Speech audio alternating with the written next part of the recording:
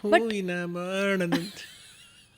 ಯಪ್ಪ ಪಾಪ ಒರಿಜಿನಲ್ ಸಿಂಗರು ಅದನ್ನ ನೋಡಿ ಅವ್ರಿಗೆ ಇದಕ್ಕಿಂತ ಅವಮಾನ ನಂಗೆ ಇನ್ನೊಂದಿಲ್ಲ ಅಂತ ಅನ್ಕೋಬೇಕು. Anyways I would consider it as ತುಂಬ ಮುಗ್ಧ ಹುಡುಗಿ ಒಂದು ಹಾಡಿದಾಳೆ. ಹುಡುಗಿ ಮುಗ್ದೆ ಅದನ್ನ ಪಾಪ್ಯುಲರ್ ಮಾಡಿರೋ ಜನನ ನಾವು ಪ್ರಶ್ನೆ ಮಾಡಬೇಕು. Yes, okay. ನಾನು ನಿಮ್ಗೆ 2 ಚಾಯ್ಸ್ ಕೊಡ್ತೀನಿ. ಓಕೆ.